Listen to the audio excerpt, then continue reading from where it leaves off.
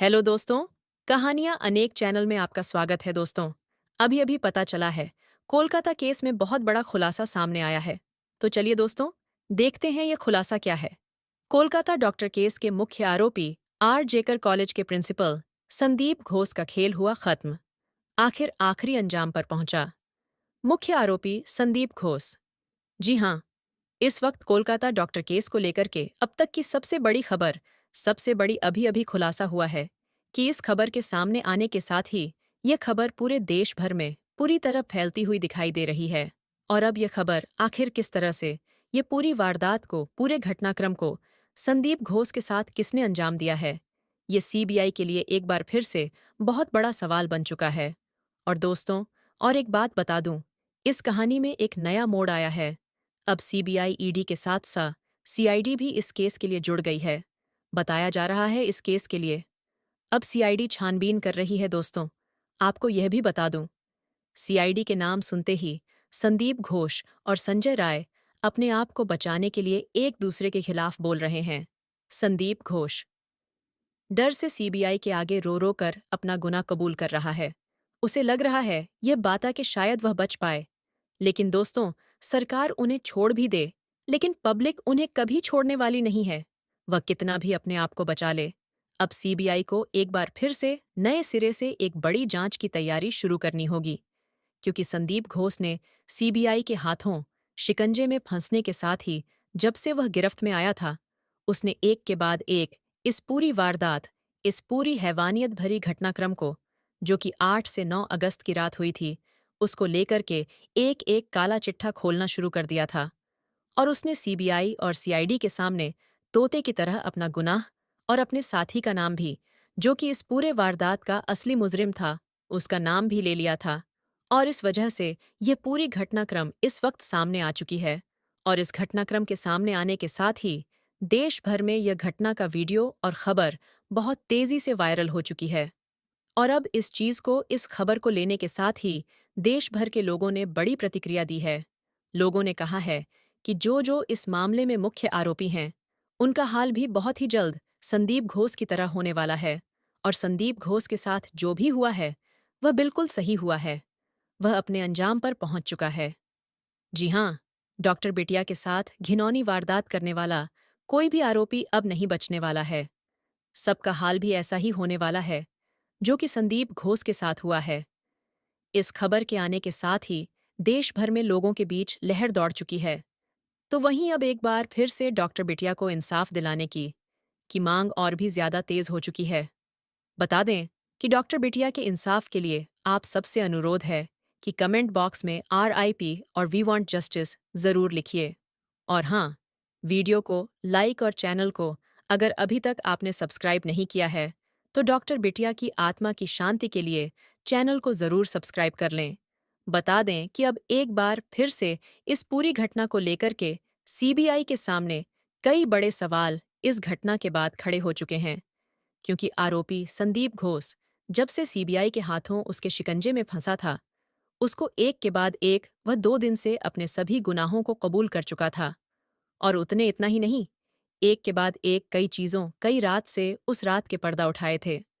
बता दें कि आरोपी संदीप घोष ने वाह वाह बातें अब सामने रख दी थीं सीबीआई को लेकर के, जो कि अब तक इस मामले से पूरी तरह से छुपी हुई थी। और ये बातें सामने आने के साथ ही और इन खबरों को सुनने के बाद जो इस बात के बीच हुई थी, उन्हें सुनकर आप भी अपने कानों पर यकीन नहीं कर पाएंगे, जो कि संदीप घोष की तरफ से और इस पूरे मामले को लेकर के जो अहम चश्मदत्त गवाह था, उसकी तरफ से बता दिया गया है। बता दें कि इस मामले को लेकर के सबसे अहम सवाल तब से ही खड़ा हो रहा था जब 9 अगस्त की सुबह इस पूरे मामले को लेकर के डॉक्टर बिटिया के पेरेंट्स, यानी कि उनकी माता-पिता को लेकर के कई बार करके फोन किया गया और हर बार अलग-अलग जानकारियां दी गईं। सबसे पहले उन्हें कहा गया कि उनकी बेटी की हालत बहुत खराब है और वे जल्द से हॉस्पिटल आ जाएं। लेकिन उन्होंने पूछा, क्या उसकी बेटी को बुखार है? तो उन्होंने कहा, हमें नहीं मालूम, आप यहाँ आ जाइए। एक बात बताओ दोस्तों, जो यह खबर दे रहा था, जब उसे पता नहीं था, तो वह कैसे बोल दिया, तुम्हारी बेटी आत्महत्या कर ली है, तुम्हारी बेटी को बुखार है। जब यही बात डॉक्टर के माता-पिता पूछते हैं, तो कितना आसानी से वह झूठ बोल देते हैं। और जो डॉक्टर बिटिया के माँ बाप को जानकारी दे रहा था, दोस्तों, बताया जाता है कि वह संदीप घोष का खरीदा हुआ चमचा था। संदीप घोष ने उन्हें यह झूठ बोलने के लिए बोला था, दोस्तों, हम छोटी सी छोटी बीमार मैं अस्पताल जाते हैं, हमें पूरा उम्मीद रहता है कि डॉक्टर हमें ठीक कर देंगे। लेकिन दोस्तों, इस घटना के बाद पूरा देश भर के लोगों को डॉक्टर के ऊपर भरोसा उठ गया। जब डॉक्टर ही इतना घिनौना हरकत कर रहा हो, तो हम कहाँ जाएं? किससे इलाज कराएं? हम तो डॉक्टर को भगवान का दूसरा रूप बोलते हैं। लेकिन जब तक संदीप घोष जैसे दरिंदे हॉस्पिटल में रहेंगे, तब तक लोगों का डॉक्टर के ऊपर भरोसा ही उठ जाएगा। ऐसे हैवन दरिंदों को जल्द से जल्द सजा दो। हाँ, तो दोस्तों, चलिए आगे कहानी सुनते हैं। जब यह खबर सुनते हैं कि उनकी बेटी सुसाइड कर ली है, तो डॉक्टर के माता पिता के पैरों तले जमीन खिसक जाती है। और जैसे ही वह आरजेकर हॉस्पिटल में पहुंचते हैं, तो उन्हें उनकी बेटी को देखने तक नहीं दिया जाता है। लगभग 3 घंटे तक उन्हें रोक कर रखा जाता है और इसके बाद भी उन्हें यह कहा जाता है कि उनकी बेटी ने सुसाइड की है।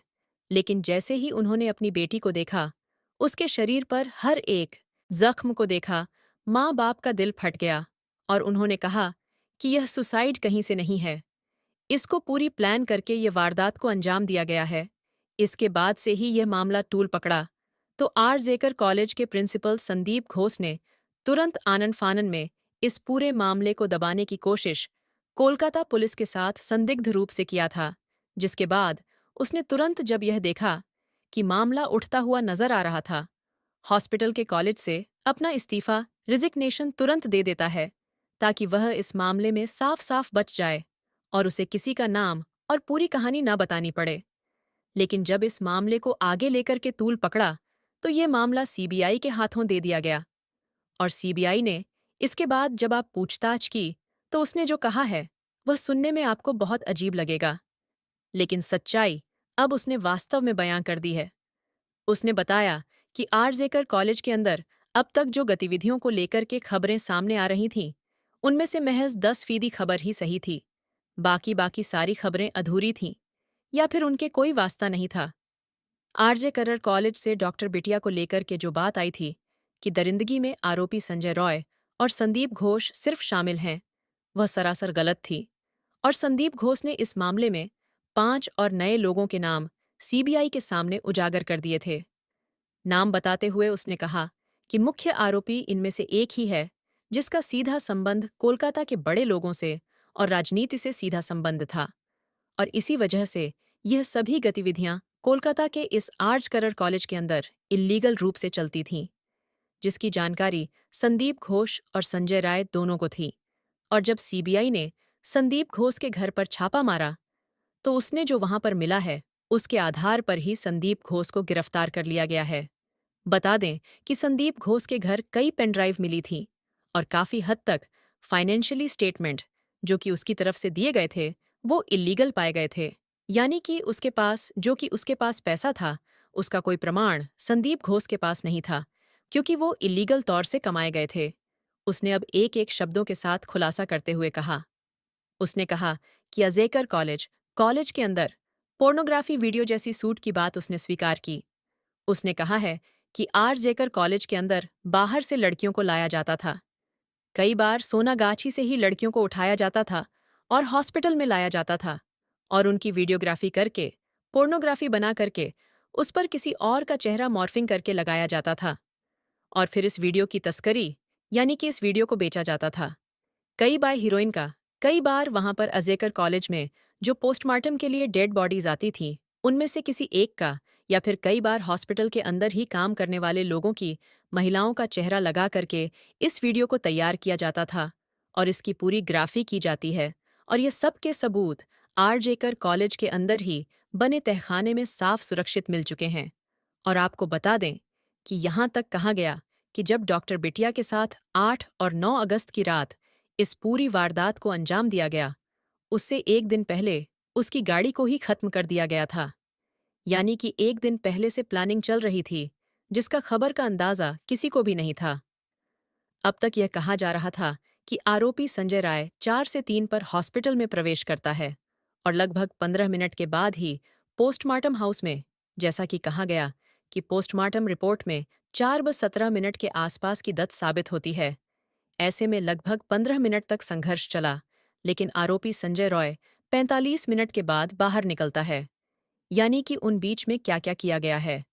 यानी कि अब आरोप यहां तक साबित कर चुका है कि यह यहां पर वारदात के समय सिर्फ संजय रॉय नहीं, बल्कि संदीप घोष और 4 लोग भी वहां मौजूद थे। इस पूरी दरिंदगी के बीच में अब सीबीआई के सामने अहम सवाल यह खड़ा हो जाता है कि अगर आरोपी अकेला संजय रॉय है, तो वह टिड्डे सा दिखने वाला इंसान और हमारी डॉक्टर बिटिया को अगर देखा जाए तो ठीक-ठाक दिखने में थी। ऐसे में अगर दोनों के बीच संघर्ष हुआ होगा या फिर उसने ऐसी वारदात को अंजाम दिया था, तो ऐसे में दोनों के बीच हाथापाई जरूर होती। और डॉक्टर के कहने के अनुसार अगर ऐसा हुआ होता, तो संदीप घोष के बजाय संजय रॉय के में कहीं न कहीं कई निशान जरूर देखने को मिले होते। लेकिन ऐसे कोई भी निशान संजय रॉय के शरीर पर देखने को नहीं मिले। यानी कि इस पूरी वारदात में संजय रॉय नहीं था। इस बात का अंदाजा सीबीआई ने पहले ही लगा लिया था, और जिस तरह से इस पूरे वाक्य को अंजाम दिया गया था, यह भी कहा जाता है कि अब यह बात स्पष्ट हो चुकी है कि जो डॉक्टर बिटिया थी, अजेकर कॉलेज के अंदर चलने वाली इस पोर्नोग्राफी और ऑर्गन की तस्करी की जो बात थी, वह साफ और स्पष्ट पता चल चुकी थी।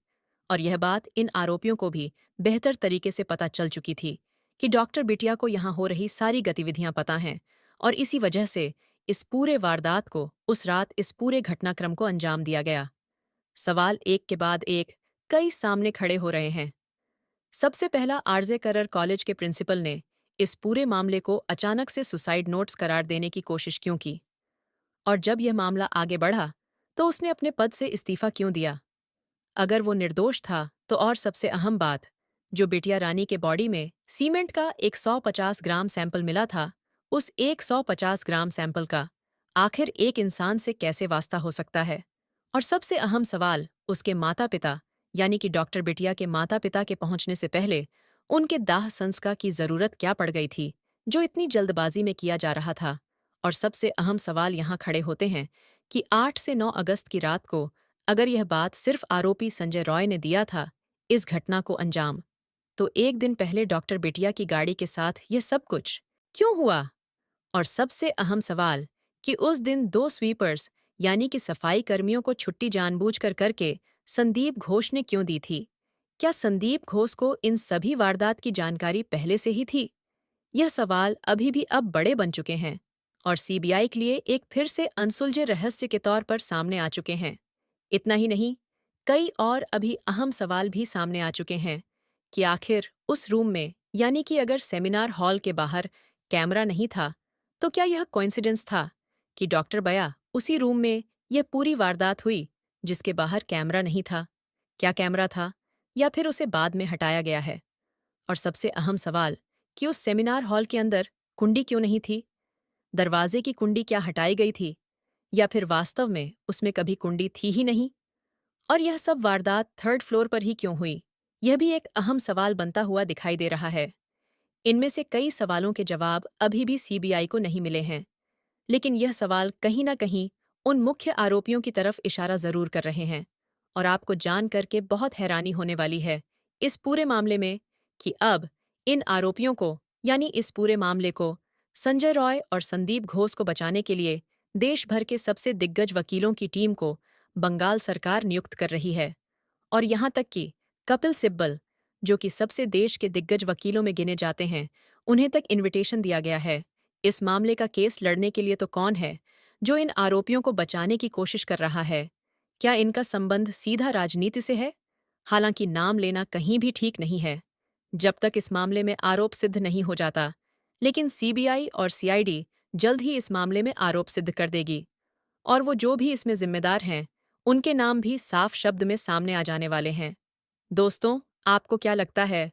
कमेंट बॉक्स में कमेंट करके ज़रूर बताएं, और डॉक्टर बिटिया के लिए कम से कम कमेंट बॉक्स में रिप ज़रूर लिखें, जिससे डॉक्टर बिटिया की आत्मा को शांति मिले और आरोपियों को जल्द से जल्द सज़ा हो। दोस्तों, यह थी आज की कहानी। आगे की कहानी सुनाने के लिए हमारे चैनल को सब्सक्राइब ज़रूर करें। जय भारत।